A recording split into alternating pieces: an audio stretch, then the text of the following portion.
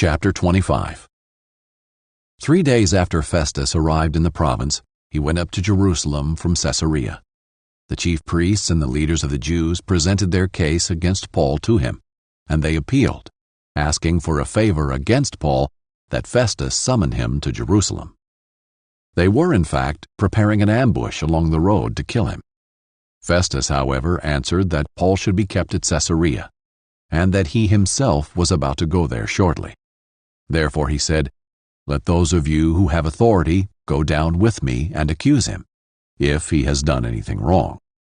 When he had spent not more than 8 or 10 days among them, he went down to Caesarea. The next day, seated at the tribunal, he commanded Paul to be brought in. When he arrived, the Jews who had come down from Jerusalem stood around him and brought many serious charges that they were not able to prove. Then Paul made his defense. "Neither against the Jewish law, nor against the temple, nor against Caesar have I sinned in any way." But Festus, wanting to do the Jews a favor, replied to Paul, "Are you willing to go up to Jerusalem to be tried before me there on these charges?"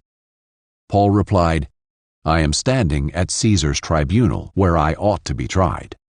I have done no wrong to the Jews, as even you yourself know very well. If then I did anything wrong, and am deserving of death, I am not trying to escape death. But if there is nothing to what these men accuse me of, no one can give me up to them. I appeal to Caesar." Then, after Festus conferred with his council, he replied, "You have appealed to Caesar. To Caesar you will go." Several days later, King Agrippa and Bernice arrived in Caesarea and paid a courtesy call on Festus. Since they were staying there several days, Festus presented Paul's case to the king, saying, "There's a man who was left as a prisoner by Felix. When I was in Jerusalem, the chief priests and the elders of the Jews presented their case and asked that he be condemned.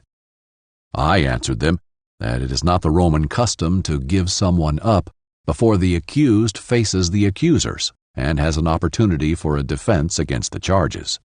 So when they had assembled here, I did not delay. The next day I took my seat at the tribunal and ordered the man to be brought in.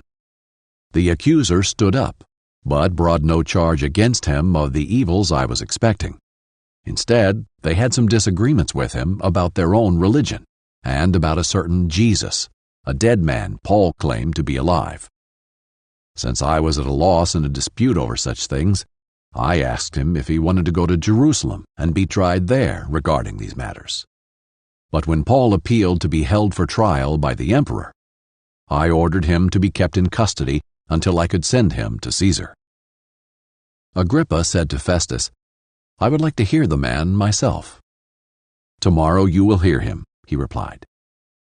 So the next day Agrippa and Bernice came with great pomp and entered the auditorium with the military commanders and prominent men of the city.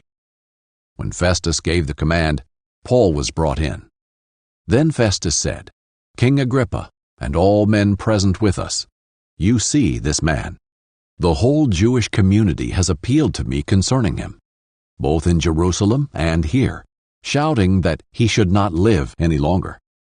I found that he had not done anything deserving of death, but when he himself appealed to the emperor, I decided to send him. I have nothing definite to write to my lord about him. Therefore I have brought him before all of you, and especially before you, King Agrippa, so that after this examination is over, I may have something to write. For it seems unreasonable to me to send a prisoner without indicating the charges against him."